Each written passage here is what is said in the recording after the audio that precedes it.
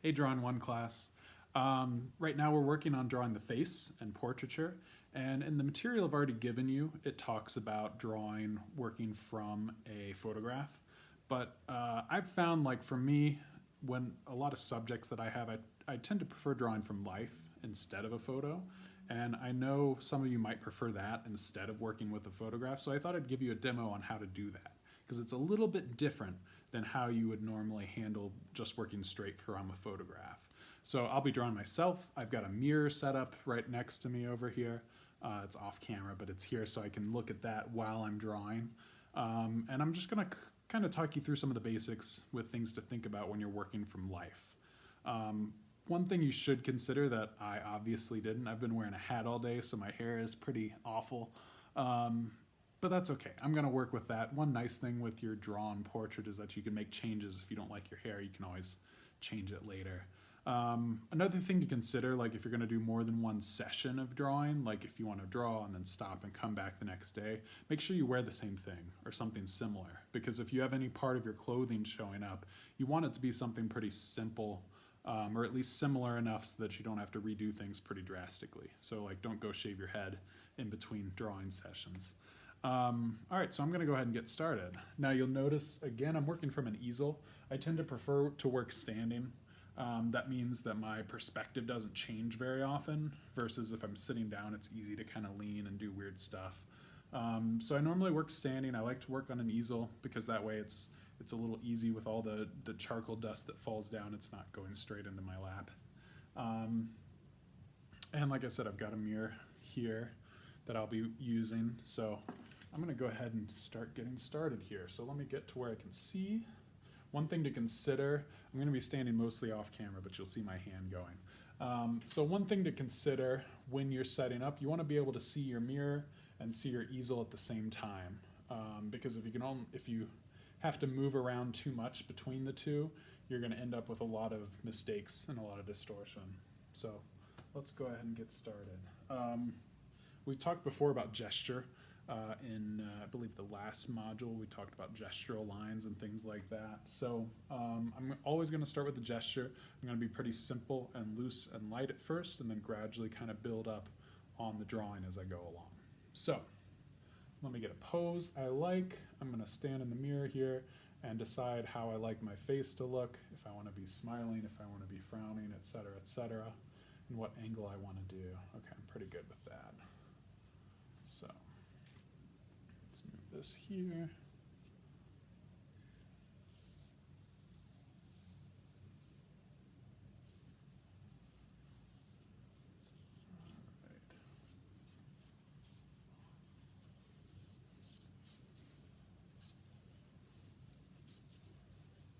So when I first start off, I'm going to just kind of get a basic shape of the head. And this kind of tells me where I'm going to sit on the page. This is going to help me start to kind of fill out.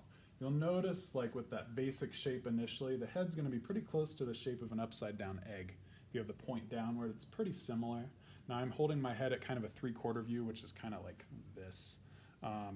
So it's not straight on. I like to kind of turn it to a side. That way, if your symmetry gets off, it's not as noticeable to the viewer. It also tends to be much more interesting as a drawing when you have kind of a different angle going on. Now I'm also initially going to start thinking about where my features are going. I'll notice when I look at the head, my eyes are roughly halfway down. So I'm doing a line here. My nose is roughly halfway between my eyes and my chin. And then my mouth is going to be a little bit above that. So I'm going to start to give myself a couple lines here to show that. But I don't have to do much with them yet. They're just kind of landmarks for me to know where to work on this drawing as I go along. One thing I also want to pay attention to a lot is value. Now we've talked with some of your projects, I've given you comments talking about how you can use shading and changing your shading and value to show different textures and different features instead of doing heavy outlines on everything. And I've found that with portraiture, this is the same thing. And in fact, a lot of times you want to look more at shading than anything else. Like if I'm drawing my nose and I do a heavy line around everything, that nose is going to feel a little cartoonish. It's not going to feel quite as real versus if I'm shading around to show the transitions and value instead. So when I'm gesturing, I also want to start thinking about where I see some of the shadows showing up and where I see highlights. So I'm going to go ahead and start shading in some areas. Typically, like around the eyes, we're going to see more shadow showing up because your eyes often sit kind of back a little bit. I want to think a little bit about my hairline, but not too much yet. I typically don't think about the hair till a little ways into the drawing, because if I get too focused on that and I have to change the shape of my head or something, then that hair is really difficult to kind of mess with and modify. Now, but you can already tell, like, you can start to see a resemblance already just by showing shadow and nothing else. You can start to tell where a nose is showing up, where an eyes are starting to happen here. I'm also catching some shadow through here.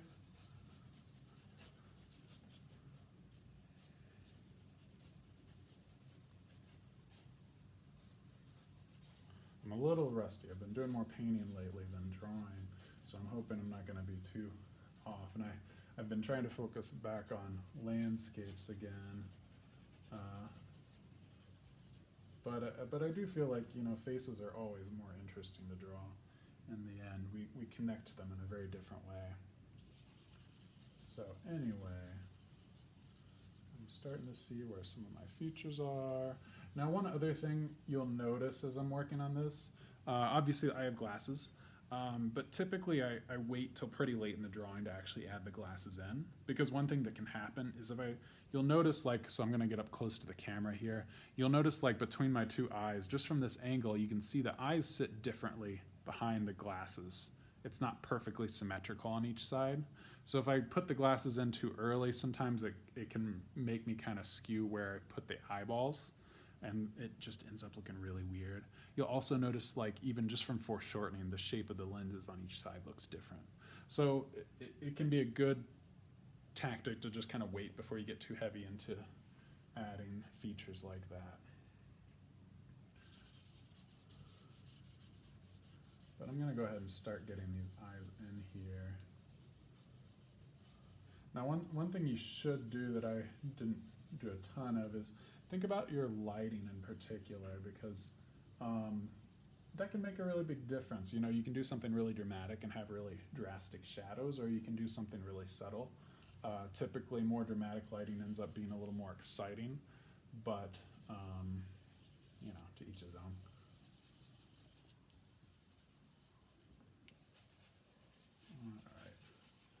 But yeah, so I'm just kind of building this up as I go. One other thing I want to look at, since I'm doing the 3/4 view, which means turning my head like this, I want to pay attention to this outline that happens right here. Because you'll notice if I turn my head more, that shape totally changes. If I turn it more this way, the shape of the brow changes. So I want to try to match that line up with my pose pretty early on. And another thing that does is when I'm looking at my mirror, if I turn my head and move and come back, I can look and make sure I'm lined up. I can check this line as I move my face and be like, okay, this is what it looks like in the drawing, so this is the pose I need. And then I have a good way of coming back, because it's not like a photo. Your face changes while you're standing there, obviously. So let's go ahead and get that kind of rounded in here. I'm gonna go ahead and get some eyebrows in here. And you'll notice, like, initially, like, this drawing's gonna look kind of monstrous for a little bit, and that's okay. That's just kind of how it works.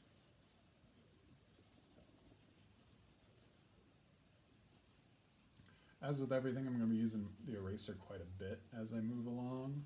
Right now, I'm just kind of using my Vine charcoal, which is something that's very light and faint and very easy to just kind of fuzz in pretty softly. And I can just use my fingers and kind of blend it out like that. There we go.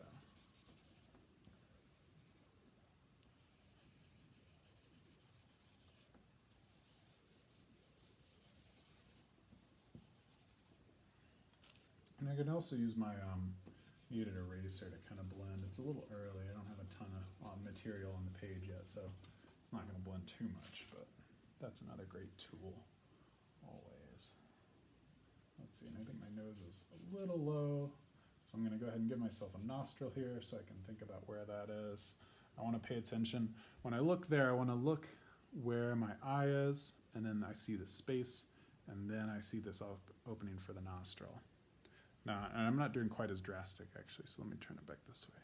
So I again, like, look for those spacings between your features, and that's a good way to make sure that things are showing up kind of in the right space.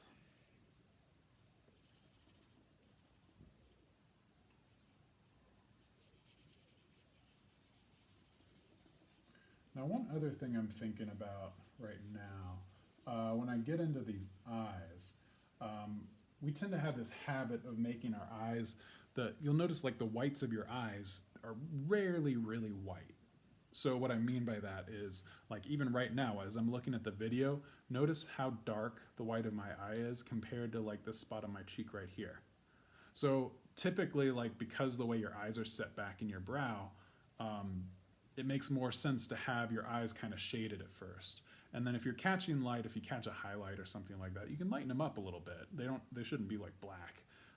But a lot of times when we're first learning, we tend to overcorrect and make the whites of our eyes pure white because we think, oh, white of your eyes.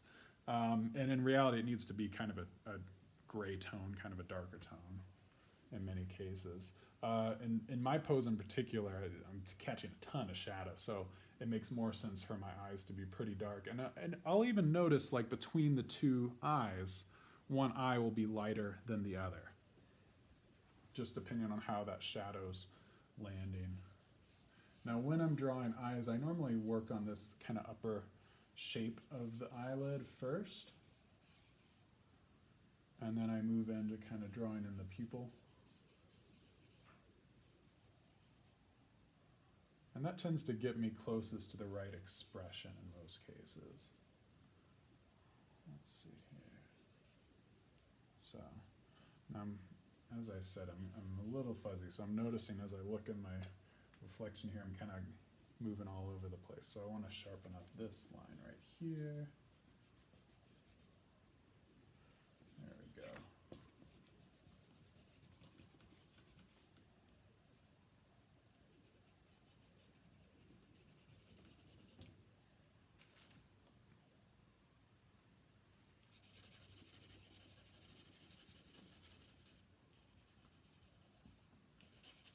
Now, one thing you'll also notice, like, I'm not the palest person in the world, but I have pretty light skin. And you'll see, like, in the drawing, like, I'm going to end up shading most of the face. I'm not going to leave anything clean and untouched, because in reality, like, none of us are perfectly clean white, even if we're very pale.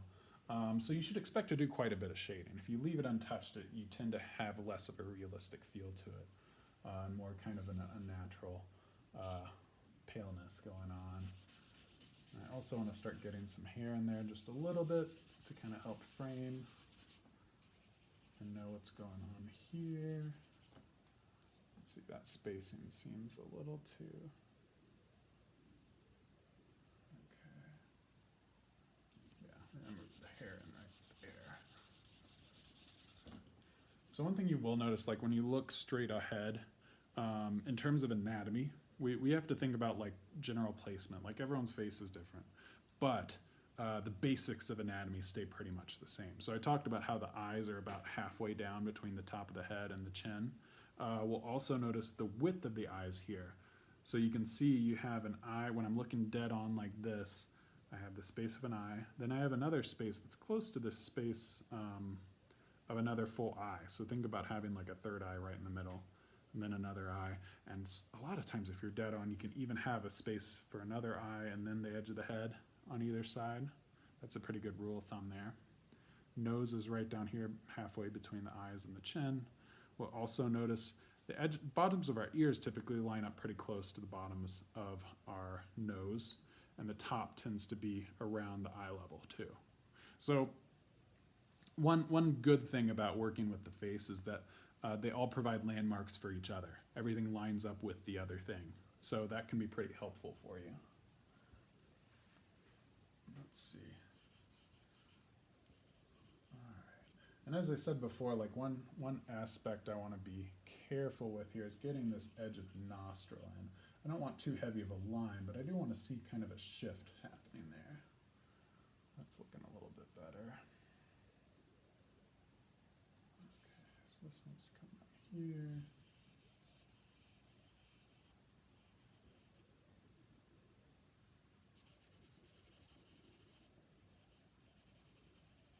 Now, I'm probably not going to do the full face today. I'm going to get pretty close, but I don't want to make you sit and wait to do a full drawing because it can take a couple hours sometimes, and that's a little bit longer than I want. So my main goal today is just to give you kind of the basics, and then show you, I'll show you the finished product later. So I'm about to work on my lips, which I'm holding closed, so I'm gonna stop talking for just a second. But then I'll tell you like how we think about drawing lips. So let me draw these real quick here.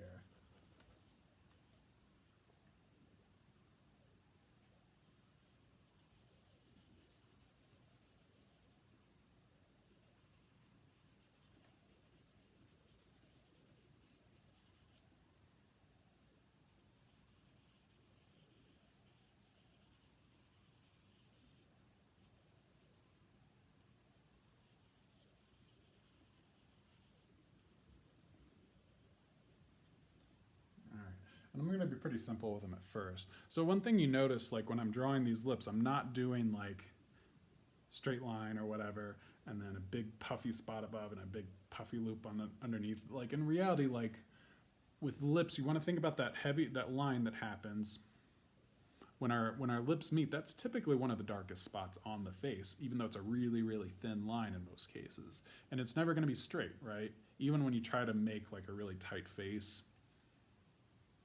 it's still going to have a little bit of a shape to it. So you always want to pay attention to that, because that's another thing that tends to change with each person. We have slightly different shapes with how our lips connect. So that's a good way to kind of show something a little more distinctive in your subject. Now typically our lower lip is going to catch more highlight than our upper lip. You can even see just when I stand here, you see how that upper lip, how dark this is compared to right down here. The light coming down is always going to catch on that bottom lip, and then we'll have a shadow underneath it. So I want to draw that in as well. And I need to actually erase out. I got a little too crazy with the beard hair there. So it's lovely what you can do with your eraser, isn't it? So we're going to trim that up.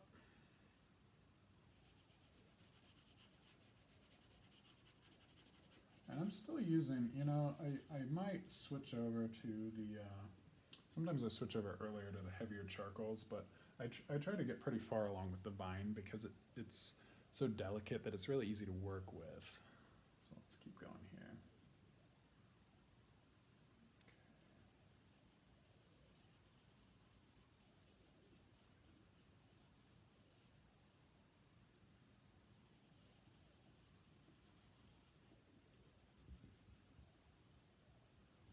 I can just use my finger and smudge it out a little bit. I can even go back in and get a little bit.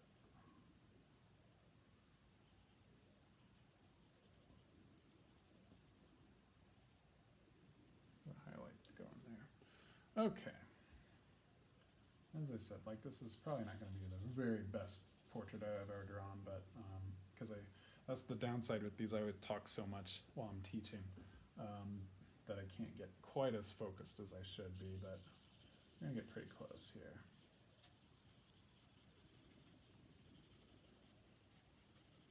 Now when I'm drawing that hair, I'm thinking about the direction I'm moving with my pencil or charcoal or whatever. I'm not just kind of randomly scribbling. Like if I'm drawing the hair, I want it to go in kind of the direction the hair goes. That'll tend to work better for me a little later on. I'm going to go ahead and shape in.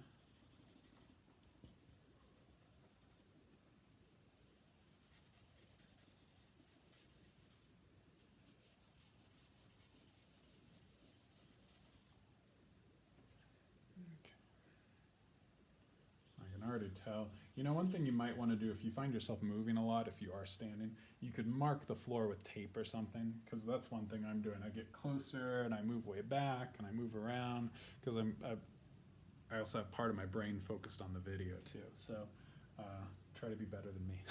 All right.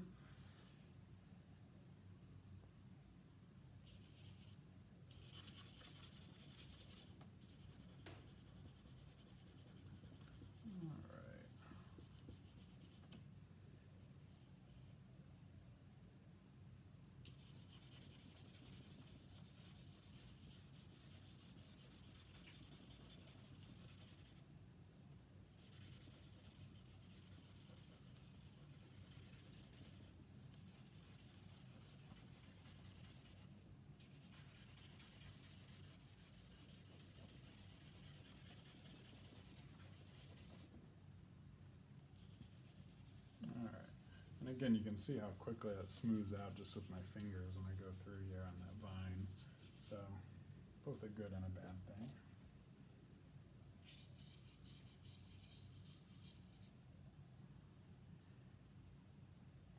Alright, I can start adding a little bit to that underside of the eye here. I'm not wanting to get too heavy, you know, I don't.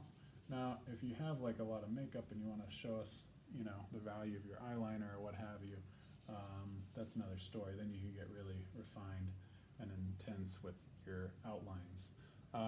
But typically, like I don't want to go overboard with trying to show me like the outline of the eyeball, because it will feel just like that. It will feel like a lot of makeup.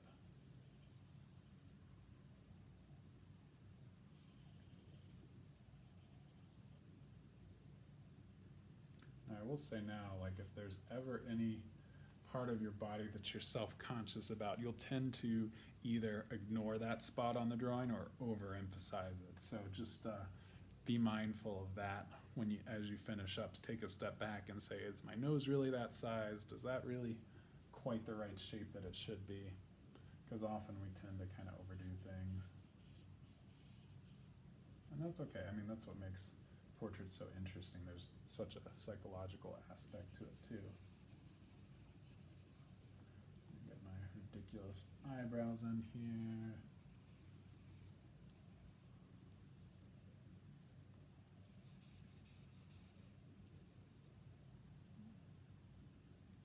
Now I need to make sure my forehead is the right height here.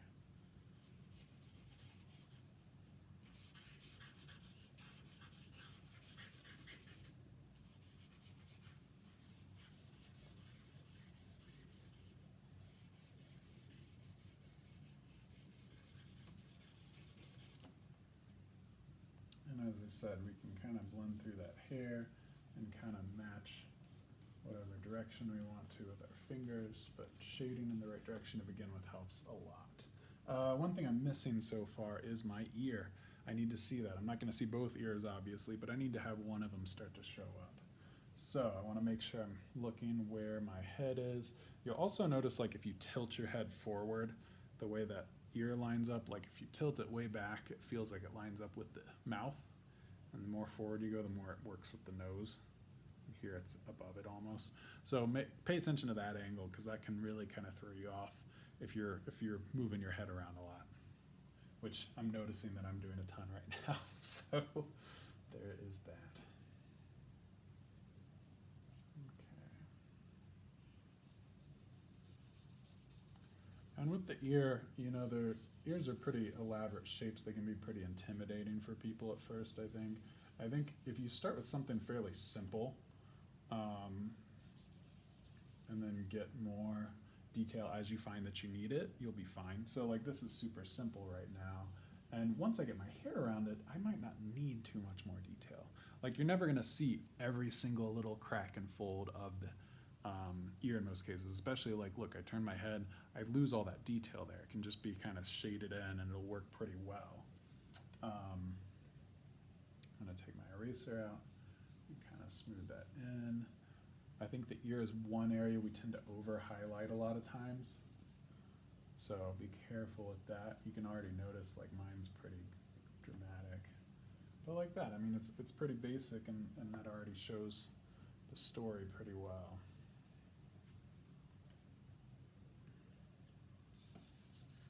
I need to get my crazy hair in here.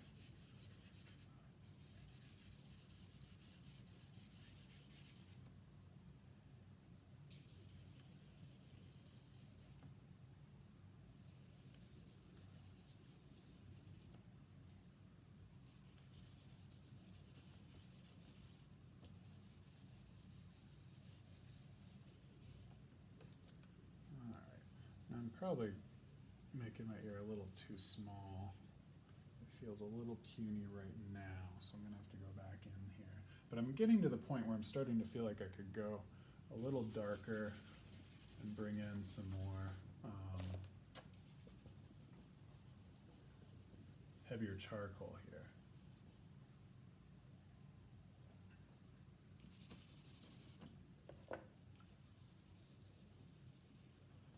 noticing I catch a highlight through here. I'm noticing a pretty significant highlight right here, so I want to make sure that shows up. So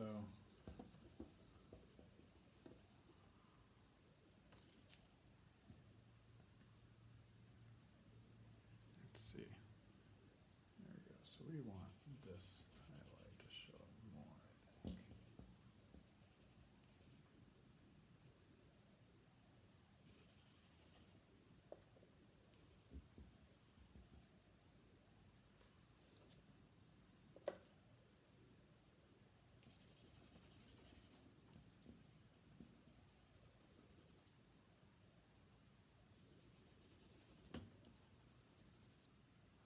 I've got the basics in.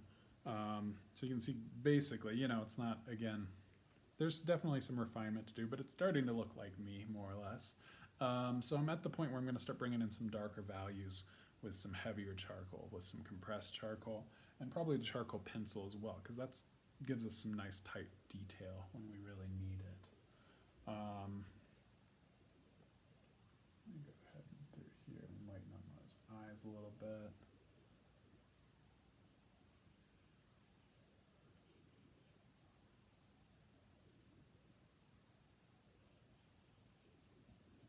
Now one thing, a couple things to watch out for. So we're talking about a few things already. But with the eyes in particular, we tend to, oh, it got me self-cataracts, it looks like. We tend to make the eyes too big. My eyes in here actually might be a little on the small side, but I'm okay with that. I'm going to be adding glasses in, and that makes them feel different anyway. But one thing I've noticed a lot in teaching over the years is that students always make their eyes too big. Almost always. Hands are another thing that we tend to make much larger than usual, eyes and hands, because that's really how we communicate. When we're talking to someone, we try to look at their eyes to see what they mean. We use our hands to talk a lot of times. So those are kind of our primary tools for understanding people. The same goes like when you look at art. If you look at a painting of a person, you're going to look towards their eyes, because that'll tell us if they're looking at something, that'll bring our gaze that way. If they're looking at us, that's going to establish a connection. We're going to start to try to understand them more that way. And if their hands are in the photo, we're going to look and see what their hands are doing, because that typically tells us more about the scene as well. So I think because of that, that's why we often make the eyes and hands much larger than they should be. So you will most likely make your eyes too big at first when you draw it. So just be ready to make adjustments and correcting there. All right, let's see here. I need to get some more shadow in here. And one thing you'll notice a lot too is I keep adding a lot more shadow in a lot of sections. And I think that tends to be kind of the overall theme a lot of times when I'm teaching as well. I notice that we tend to be too light a lot of times, and especially if you're working with vine charcoal, it's so easy to just make it a little darker that it's better to go ahead and keep doing that, and then erase out and lighten it up as you need to. But typically we tend to be way too light overall with how we draw.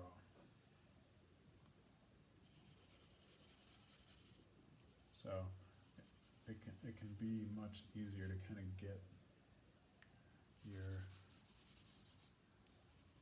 shadows in there and then lighten highlights up afterward.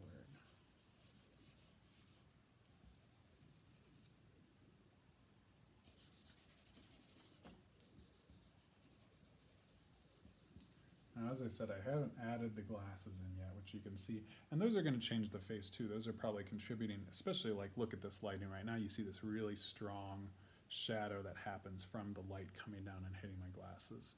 So if I want to add my glasses in, I need to think about what that's going to do to the drawing and how I need to change that to accommodate for it.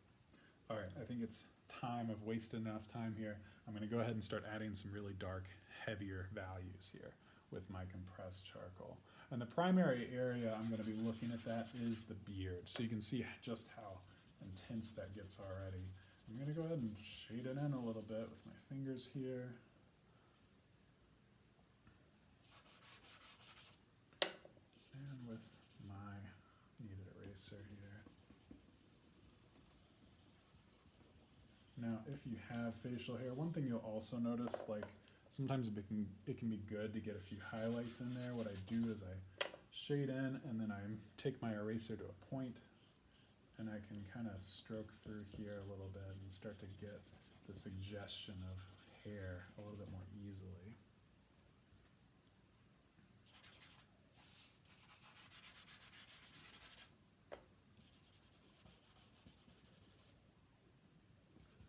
And it doesn't feel quite as, depending on the texture of your hair, like it might be better to do your finger for everything, but if you have more finer hair, then you don't want it to be totally fuzzed out. It gives it kind of a fluffier feel, and that's not for everyone's hair, right? Think about what makes the most sense for how yours looks specifically.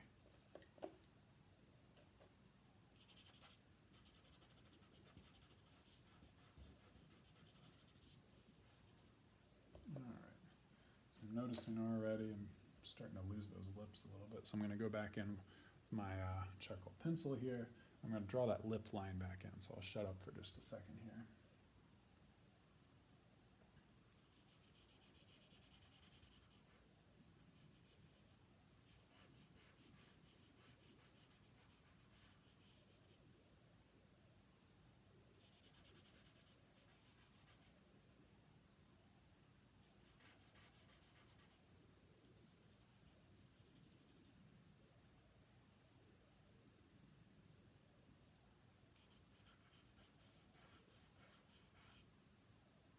So you can see, like with that charcoal pencil, you can get some nice fine details without going too crazy on it. All right.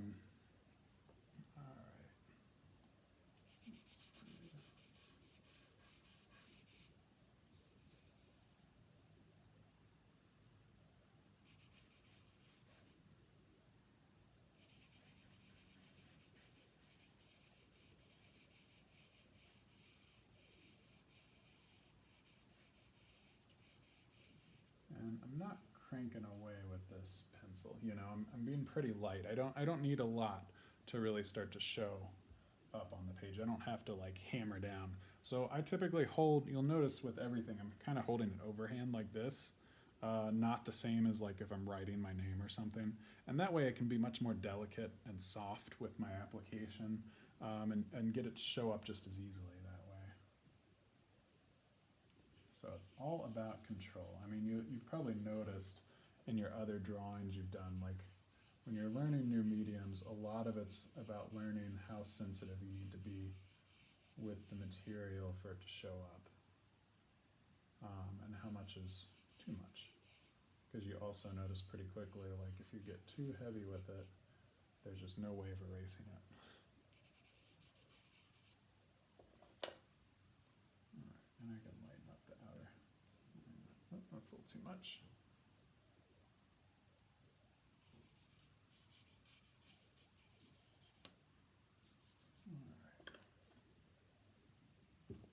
So let's get some eyebrows in there. Depending on your interests, you might want to get heavier, you might want to get lighter with your eyebrows. Not all of us have perfectly filled in eyebrows, so pay attention if you have some that are like softer in some spots and heavier in others.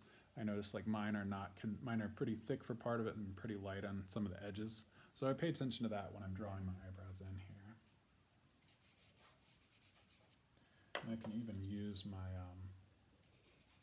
charcoal pencil to kind of draw them in if I want. But overall, I tend to default to the compressed charcoal after a while because I feel like it just gets me there a little bit faster, and I can always go back and erase.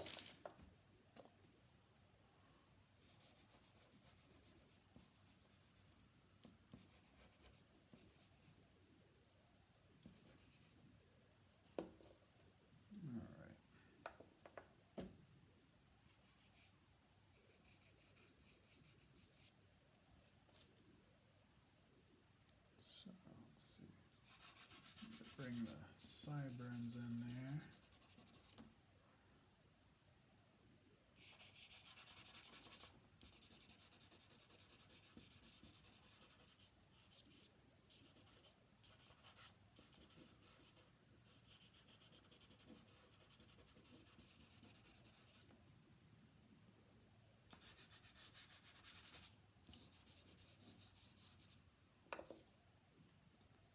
So again, I'm going to bring my ear back out a little bit. It does feel a little on the small side. Okay.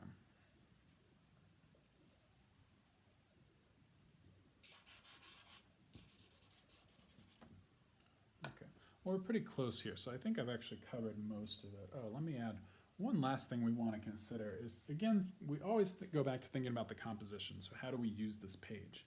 Do we want it just to be kind of a floating head? Do we want to see some of the shoulders? I think it's always a good bet to give us a little bit of structure down here, but not too much. You don't have to spell out the whole thing. So I want to look at, got my ear here, which means my neck comes down here.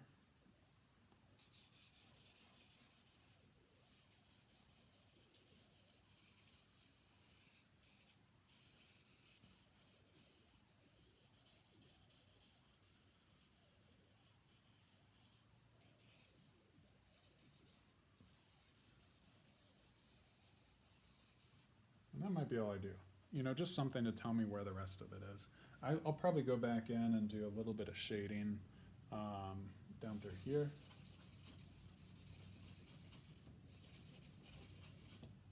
Because that just kind of helps spell it out. But I don't need a ton.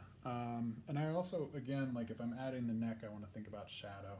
So I'm noticing like there's a lot of shadow down here.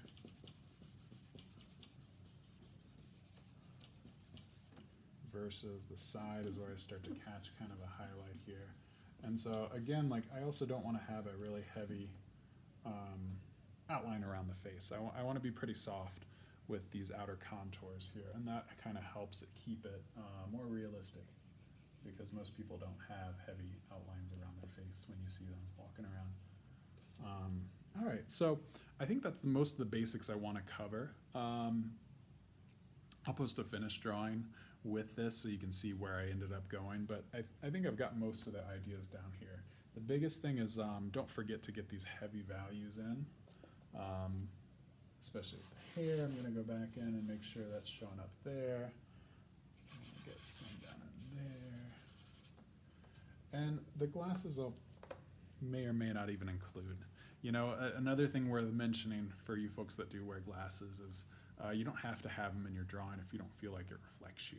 So when you're drawing a self-portrait, we want to think about what that says about us. For me, like when I was first starting out drawing and painting and that kind of stuff in college and high school, I never had glasses. I mean, I wore glasses all the time, but in my drawings, I never gave myself glasses up until, God, like a couple years after college. Like I totally avoided it every time because I didn't feel like it was who I was. Now I can't imagine not wearing them, so I always end up including them, but we'll see. I may or may not put them in with this one. So I hope this was helpful for you guys.